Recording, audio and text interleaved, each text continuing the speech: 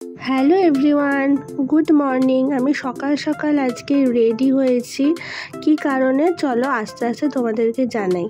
তো এখন বাজে হলো সকাল প্রায় 9:30। আমি একটু রেডি হয়েছি। তো আজকে নিলাম একটা সাইড ব্যাগ আর তার আর একটা ছোট্ট কয়েন ব্যাগ নিয়েছি। এর মধ্যে টুকিটাকি জিনিসপত্র আছে। ফোনটা নিলাম আর সানগ্লাস তো নিতেই হবে, কারণ বাইরে যে পরিমাণে রোদ পড়েছে। আর একটা যে ঘড়িটা আমি সবসময় ইউজ করি সে ঘড়িটা নিলাম। তো চলো তারপরে তোমাদেরকে জানাচ্ছি যে আমার সাথে কত বড় একটা বিপদ ঘটেছে। তো চলে আসলাম গৌরাঙ্গ সেতুর ওপর। ওই যে দূরে তোমরা কি দেখতে পাচ্ছ, মায়াপুর দেখা যাচ্ছে। কত সুন্দর লাগছে না? পুজো তো চলেই আসলো সামনে, আর আকাশটা এত দারুণ লাগছে। তোমাদেরকে একটু জুম করে দেখালাম। চলে আসলাম ভিভো সার্ভিসিং সেন্টারে কৃষ্ণনগরে। আমার ফোনটা মানে অনেকের মুখে শুনছি, এমনকি ইউটিউবেও দেখছিলাম যে ফোনের প্রতিটা ভিভোর ভি সিরিজে নাকি গ্রিন কালারের লাইন আসছে। সেই বিপদটা কিন্তু আমার সাথেও ঘটেছে। দেখো, পরপর 3টে লাইন এসেছে। এই নিয়ে তো আমি ভীষণ চিন্তিত ছিলাম। ভিভো সার্ভিসিং সেন্টারে ফোন করেছিলাম, ওরা আমাকে আজকের ডেট দিয়েছে, সেই বুঝেই আমি এখানে এসেছি। তো অনেকক্ষণ বসার পর প্রায় অনেকক্ষণই বসলাম। ওয়েট করার পর ওরা আমাকে বলল যে 5 থেকে 6 ঘন্টা লাগবে।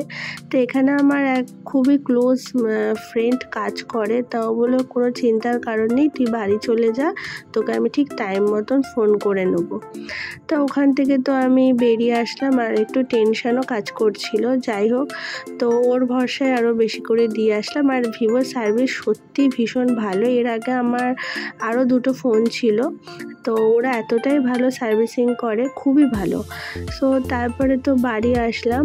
বাড়ি আসার পর তো টেনশন তো অবশ্যই মাথায় কাজ করছে। তখন বাজে হলো প্রায় দুপুর 12টা কি 12:30। খুবই খিদে পেয়েছিল, আর বোন এসেছিল। তা বোন দোকানে সে পরোটা নিয়ে এসেছিল, তো আমি সেটা দিয়ে একটুখানি টিফিন করলাম। আর এদিকে মা, বোন, আমি 3জনা মিলে বসে বসে গল্প করছিলাম। আর যেহেতু বুধবার ছিল, বাবা তো বাড়িতে ছিল না, তা আমি আর মা বোন মিলে এখানে অনেকটাই গল্প করছিলাম।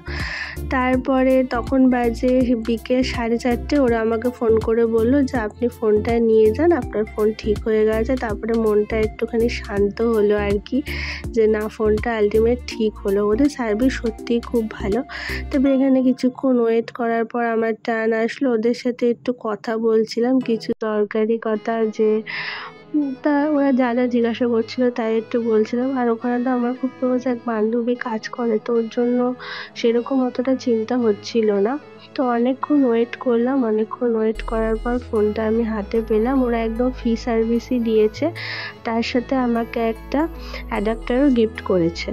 তো এই যে আমার ফোনটা দেখো, একদমই নিউ ফোন চলে এসেছে। দাগটা তো একদম গায়েব হয়ে গেছে। আবার বললো এরপরও নাকি হয়তো দাগ আসতে পারে। যাই হোক, বাড়ি আসলাম। বাড়িতে এসে তো মনটা খুবই ভালো লাগছে, কারণ ফোনটা আমার টোটালি একদম নতুন হয়ে গেছে। 1 কাপ চা খেলাম।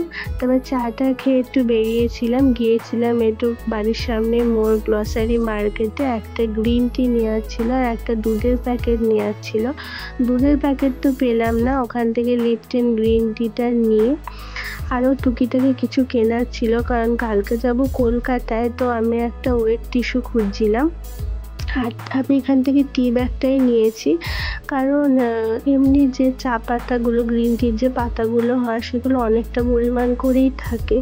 তো ওর জন্য আমি টি ব্যাগটাই বেশি আমার ভালো লাগে আর কি। ওর জন্য আমি একটা টি ব্যাগ একটাই নিলাম, দেখি কতদিন চলে।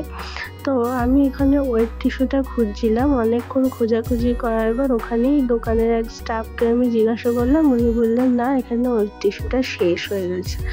সো যাই হোক, তারপরে তো শুধু গ্রিন টিটা নিয়ে আর ওখান থেকে একটা গুগলি বিস্কুট নিলাম। গুগলি বিস্কুটটা খেতে আমার ভীষণ ভালো লাগে, একটু চিনি আর কালো জিরা দেওয়া থাকে।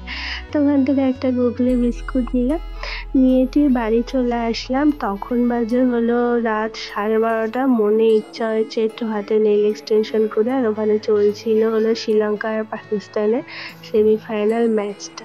তো ওই দেখতে দেখতে আমি নিজের হাতে একটু নেল এক্সটেনশন করছিলাম, মানে মাথায় যখন যা হুজুক ওঠে আর কি। আর লুসি এখানে টান টান হয়ে ঘুমাচ্ছে। তো তো কাল যেহেতু কলকাতায় যাবো, হাতে তো নেল পলিশ পরতেই হবে, তাই ভাবলাম যে হাতে একটু তাহলে নেল এক্সটেনশনই করি, প্র্যাকটিসটাও করা হবে। তা দিদি তো আমাদেরকে ওমরেটা প্র্যাকটিস করতে বলেই ছিল, তা আমি আমার নিজের হাতেই সেটা প্র্যাকটিস করলাম আর কি। তো কেমন লাগছে অবশ্যই কিন্তু কমেন্ট বক্সে আমাকে একটু জানিও প্লিজ, আর তোমরা সাপোর্ট না করলে কী করে হবে, তাই না? তো তারপরে তো আমার সব কিছু কমপ্লিট হয়ে গিয়েছিলো, লাস্টে একটু সাইন জেলটা দিলাম, এটা সিলস কোম্পানি। তো এটা দেওয়ার পর এখানে 60 সেকেন্ড আমি কিউআর করতে দিলাম। তো এই তো আমি ফার্স্ট টাইম শিখছি, তো মোটামুটি এখন আরও কয়েকটা ক্লাস আছে, আরও হয়তো ভালোভাবে শিখে যাব। এই যে পুরো কমপ্লিট লুকটা কেমন লাগছে এই কালারটা দিয়ে, তোমরা কিন্তু অবশ্যই আমাকে একটু কমেন্ট বক্সে প্লিজ জানিও। তারপরে চলো, তোমরা যদি আমার ব্লগে নতুন হয়ে থাকো চ্যানেলটাকে কিন্তু অবশ্যই সাবস্ক্রাইব করে দিও। দেখা হচ্ছে তোমাদের সঙ্গে আবার নেক্সট ব্লগে। Tata bye, thanks for watching.